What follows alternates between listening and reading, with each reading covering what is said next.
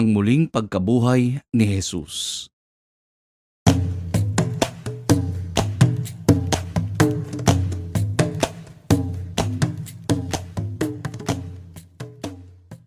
Sa Ebanghelyo ngayong araw na ito, ay inaalala kung paanong natagpuan ni Maria Magdalena ang walang lamang libingan ni Jesus. Agad niya itong ibinalita sa mga apostoles, kaya't sina Pedro at si Juan na tinatawag na minamahal na disipulo ni Jesus ay naghangad din na makita mismo at nais malaman ano ang nangyari. Patakbo nilang tinungo ang libingan at natagpuan nga nila ang mga telang ginamit sa paglilibing kay Jesus na maayos na nakatupi, tanda na hindi ninakaw ang kanyang katawan. Para kay Juan na malapit kay Jesus, naniwala siya na ito ay tanda na tunay na si Jesus ay nabuhay na maguli. Hindi pa nila nauunawaan noon na si Jesus ay kailangang muling mabuhay ayon sa kasulatan. Sa pagkakatagpo ni Maria Magdalena sa walang lamang libingan ni Jesus at pagbabalita niya sa mga ito, ang nag-obliga sa mga apostoles na simulan ang kanilang paglalakbay ng pananampalataya. Kailangan na nilang talikuran ang imahe ni Jesus na isang bangkay at nakalibing sa himlayan ng mga patay, at harapin ang isang Jesus na buhay at kasakasama nila sa ibang paraan.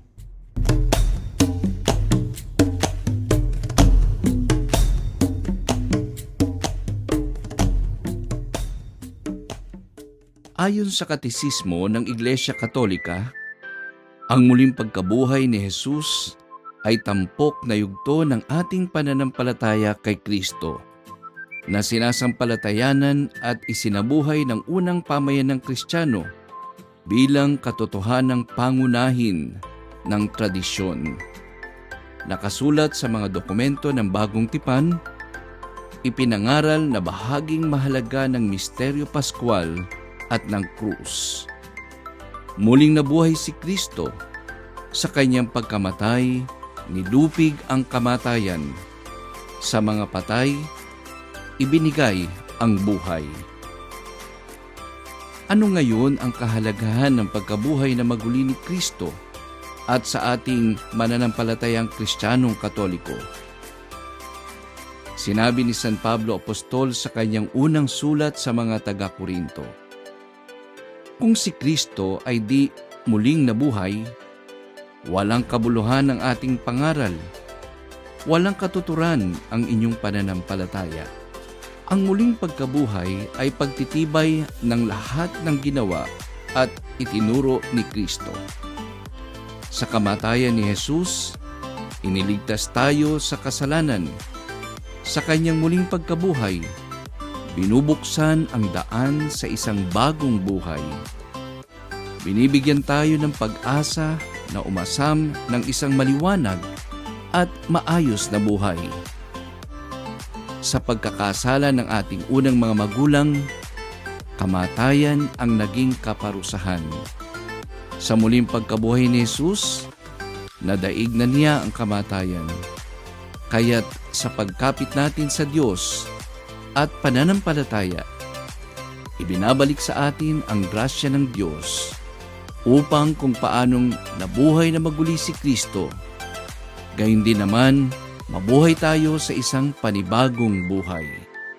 Ang muling pagkabuhay ay tagumpay sa kamatayan at kasalanan at panibagong pakikiisa sa grasyang kaloob ng Diyos.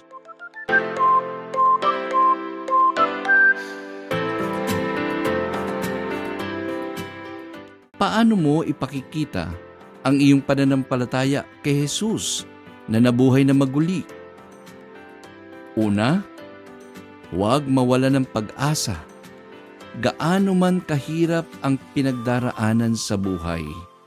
Ikalawa, maging simbolo din ng pag-asa sa iba sa pamamagitan ng pagdamay sa mga nahihirapan sa buhay at paglalaan ng oras sa pakikinig ng kanilang mga kwento. Ikatlo, maging masayahin at magbigay aliw sa iba. Ikaapat, magbahagi ng personal na karanasan ng pagkilos ng buhay na Diyos sa sariling buhay.